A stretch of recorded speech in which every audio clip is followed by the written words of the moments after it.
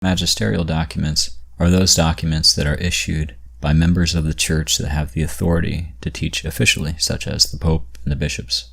An important thing to keep in mind when reading magisterial documents, however, is the type of document that we're reading. And why is this important? Because not all types of magisterial documents have the same amount of authority. As a general rule of thumb, certain types of documents are reserved for teachings that are extremely important for the life of the faith, while lesser types of documents might be helpful for clarifying authoritative church teaching for particular situations, extolling people to embody a certain virtue in their moral life, and so on. On the other hand, we should also be careful of saying that one type of document is more authoritative than another type of document, simply by virtue of the type of document that it is. More precisely, the authority of the teachings contained in any document depends not simply on the type of document that's being used, but on the dogmatic history of the teachings contained in it, and on the intention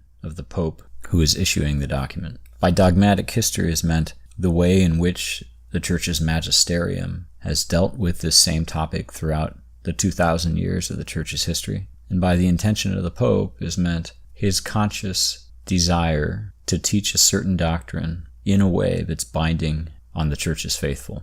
As you might be beginning to realize yourself, it's not always clear-cut how much authority the Church should give to a particular document or a particular teaching contained in a particular document. And oftentimes, among theologians, it's a matter of heated debate whether a particular teaching or a particular document is really binding on the entire Church. So I want to make a couple of points in this regard. First, the crucial thing that I want you to keep in mind here is, again, that not all church teachings carry the same amount of weight or are given with the same amount of authority. There are simply certain things that are more central to the faith than others. Second, and this is a word of caution for understanding everything that we've said so far, Catholics who love the Church should be more inclined to trust the teachings of the magisterium than to distrust them. In other words, while it's true that not all particular teachings of the Church carry, quote, the same amount of authority, there are some who take this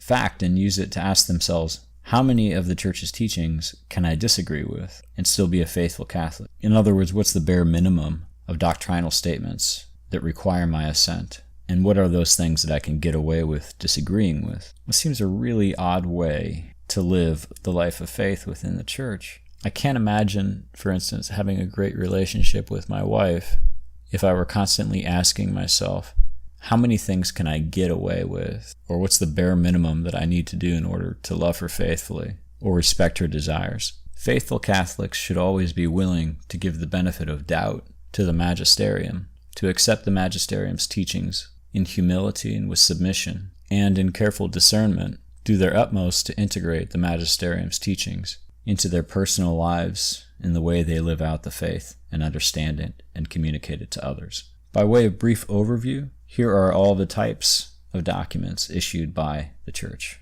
A pope can issue any one of the following documents: a motu proprio, an apostolic constitution, an encyclical, an apostolic letter, an apostolic exhortation, a common declaration, a homily, an audience, a discourse, or a message. A motu proprio is something that, as the Latin title suggests, is issued on his own initiative. Motu proprio. No particular event or gathering of bishops is necessary to prompt the issuing of a motu proprio. It's simply something that the Pope, again on his own initiative, believes is helpful for the life of the Church for some particular reason. A motu proprio carries the full weight of his teaching authority, and, if he specifically states that such is the case, can put into effect or alter specific laws that are binding on the life of the faithful. An encyclical is a letter that is issued by the Pope to all of the bishops and faithful in the world, and even to, quote, all people of good will. In other words, to anyone who's not even a Catholic, but who simply wants to seek the truth and to live the moral life according to the best of their own insights. Usually it's to the universal church, although occasionally it can be to a particular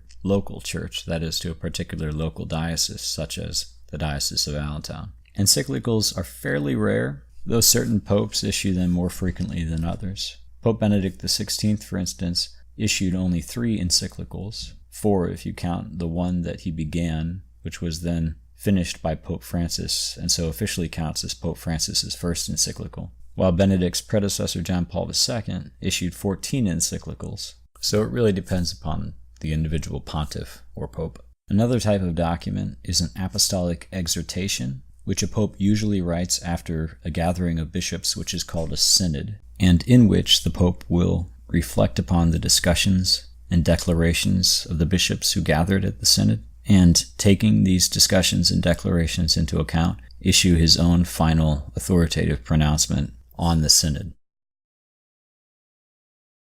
Veni Creator Spiritus, mentes tuorum visita, imple superna gratia.